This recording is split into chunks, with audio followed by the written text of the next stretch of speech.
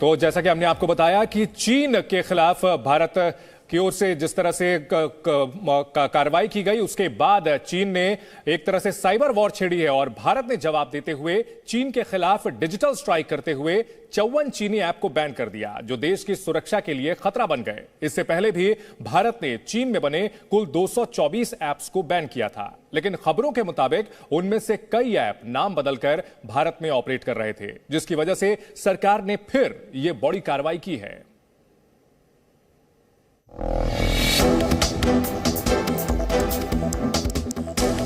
Chinese apps पर फिर digital strike. 54 Chinese apps पर भारत ने लगाया बैन। भारत ने देश की सुरक्षा के लिए खतरा बने चीन के 54 और ऐप्स को बैन कर दिया।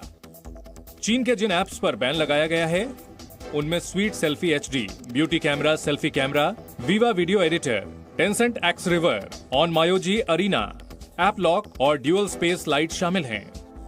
इससे जो भारतीय यूजर्स का जो डेटा है वो असुरक्षित हाथों में पहुंचता था और इससे भारत की सुरक्षा को खतरा पैदा हो सकता था। भारत में पब्लिक ऑर्डर को भी खतरा पैदा हो सकता था। इसी आधार पर पहले भी भारत सरकार ने 2020 में 250 से भी ज्यादा चाइनीज ऐप्स को बैन किया था। सबसे पहले जून 2020 में केंद्र सरकार ने 59 ऐप्स को बैन किया था।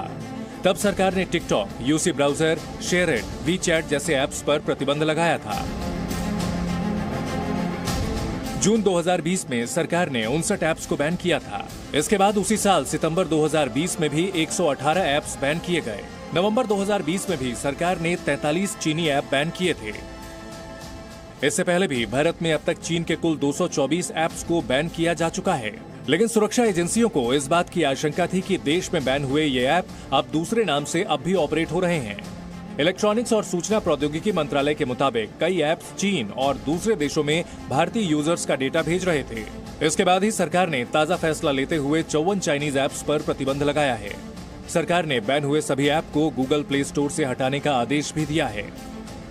चाइना के जो ऐसे ऐप्स जिनके ऊपर इस बात की आशंका होती है कि ये जासूसी की गतिविधियों में लिप्त हो सकते हैं, ये भारतीय यूजर्स के डेटा को विदेशों में स्थानांतरित कर सकते हैं, चाइना में स्थित ऐप्स में जो सर्वर्स हैं वहां पर स्थानांतरित कर सकते हैं और जिसका कि दुरुपयोग चाइना की सरकार के द्वारा किया जा सकता है। तो ऐसे ऐप्स पर लगातार बैन लगाया जा रहा है, लगातार उनके विरुद्ध सख्त कार्रवाई की जा रही है। सरकार ने इन ऐप्स के जरिए इकट्ठा किए जा रहे डेटा और उनके इस्तेमाल को लेकर सवाल उठाए थे और इस संबंध में ऐप्स को चलाने वाली कंपनियों से सफाई भी मांगी थी, लेकिन कंपनियों के जवाब से सरकार संतुष्ट नहीं हुई, जिसके बाद ऐप्स को बैन करने का फैसला लिया गया।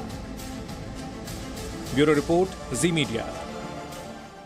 Presenting B News app, available on Google Play and App Store. Download it now.